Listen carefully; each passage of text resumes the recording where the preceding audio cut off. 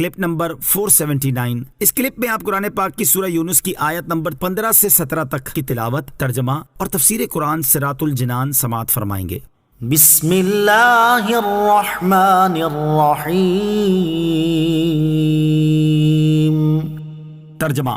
اللہ کے نام سے شروع جو نہایت مہربان رحمت والا ہے۔ وَإِذَا تُتْلَى عَلَيْهِمْ آيَاتُنَا بَيِّنَاتٍ قَالَ الَّذِينَ لَا يَرْجُونَ لِقَاءَنَا ائْتِ بِقُرْآنٍ غَيْرِ هَذَا أَوْ بَدِّلْهُ قُلْ مَا يَكُونُ لِي أَنْ أُبَدِّلَهُ مِنْ تِلْقَاءِ نَفْسِي إِنْ أَتَّبِعُ إِلَّا مَا يُوحَى إِلَيَّ إِنِّي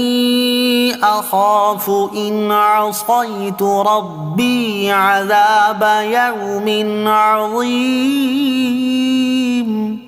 ترجمہ، اور جب ان کے سامنے ہماری روشن آیات کی تلاوت کی جاتی ہے تو ہم سے ملاقات کی امید نہ رکھنے والے کہتے ہیں کہ اس کے علاوہ کوئی اور قرآن لے کر آؤ یا اسے تبدیل کر دو۔ تم فرماؤ، مجھے حق نہیں کہ میں اسے اپنی طرف سے تبدیل کر دوں، میں تو اسی کا تابع ہوں جو میری طرف وحی بھیجی جاتی ہے۔ اگر میں اپنے رب کی نافرمانی کروں تو مجھے بڑے دن کے عذاب کا ڈر ہے۔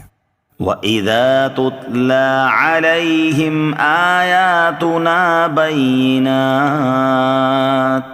اور جب ان کے سامنے ہماری روشن آیات کی تلاوت کی جاتی ہے۔ شان نزول، کفار کی ایک جماعت نے نبی کریم علیہ الصلوۃ والسلام کی خدمت میں حاضر ہو کر کہا کہ اگر آپ چاہتے ہیں کہ ہم آپ پر ایمان لے آئیں تو آپ اس قرآن کے سوا دوسرا قرآن لائیں جس میں لات، عزا، منات وغیرہ بتوں کی برائی اور ان کی عبادت چھوڑنے کا حکم نہ ہو، اور اگر اللہ عز و جل ایسا قرآن نازل نہ کرے تو آپ اپنی طرف سے بنا لیجئے یا اسی قرآن کو بدل کر ہماری مرضی کے مطابق کر دیجئے تو ہم ایمان لے آئیں گے۔ ان کا یہ کلام یا تو تمسخر و استہزاء کے طور پر تھا یا انہوں نے تجربہ و امتحان کے لیے ایسا کہا تھا۔ اگر یہ دوسرا قرآن بنا لائیں یا اس کو بدل دیں تو ثابت ہو جائے گا کہ قرآن کلام ربانی نہیں ہے۔ اللہ تعالیٰ نے اپنے حبیب علیہ الصلوۃ والسلام کو حکم دیا کہ اے حبیب صلی اللہ تعالیٰ علیہ وآلہ وسلم، آپ ان سے فرما دیں کہ میرے لیے حلال نہیں کہ میں اپنی طرف سے اس میں کوئی تبدیلی کروں، میں تو کمی زیادتی اور تبدیلی کے بغیر صرف اسی کا تابع ہوں جو اللہ تعالیٰ میری طرف وحی فرماتا ہے، اور یہ میرا کلام نہیں کہ میں اس میں تبدیلی کر سکوں، بلکہ یہ اللہ عز و جل کا کلام ہے۔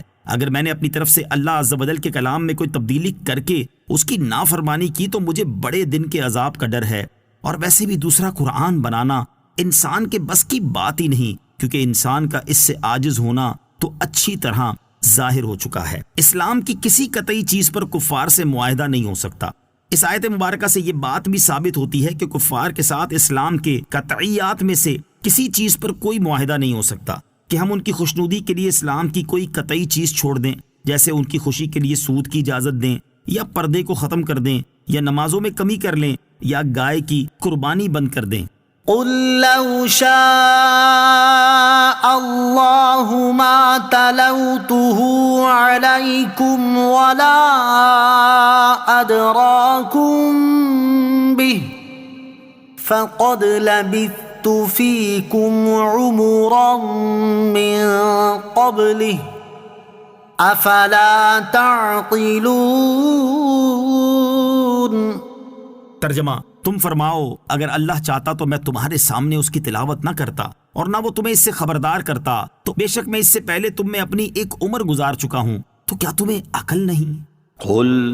تم فرماؤ۔ اس آیت کا خلاصہ یہ ہے کہ اے حبیب صلی اللہ تعالیٰ علیہ وآلہ وسلم، آپ ان مشرکین سے فرما دیں جنہوں نے قرآن میں تبدیلی کا مطالبہ کیا ہے کہ اگر اللہ عز و جل چاہتا تو مجھ پر نہ تو یہ قرآن نازل کیا جاتا اور نہ میں تمہارے سامنے اس کی تلاوت کرتا اور نہ تمہیں خبردار کیا جاتا، لہٰذا اس کی تلاوت محض اللہ تعالیٰ کی مرضی سے ہے۔ نیز میں اس قرآن کے نازل ہونے سے پہلے تم میں 40 سال کا عرصہ گزار چکا ہوں، اور اس زمانے میں تمہارے پاس کوئی کتاب نہیں لایا اور نہ تمہیں پہلے ایسی کوئی چیز سنائی ہے۔ تم نے میرے احوال کا خوب مشاہدہ کیا ہے، میں نے کسی سے ایک حرف نہیں پڑھا، کسی کتاب کا مطالعہ نہیں کیا، اس کے بعد یہ عظیم کتاب لایا ہوں جس کے سامنے ہر ایک فصیح کلام پست اور بے حقیقت ہو گیا۔ اس کتاب میں نفیس علوم ہیں، اصول و فروع کا بیان ہے، احکام و آداب میں مکارم اخلاق کی تعلیم ہے، غیبی خبریں ہیں، اس کی فصاحت و بلاغت نے ملک بھر کے فصیح و بلیغ افراد کو عاجز کر دیا ہے۔ ہر عقل سلیم رکھنے والے کے لیے یہ بات سورت سے زیادہ روشن ہو گئی ہے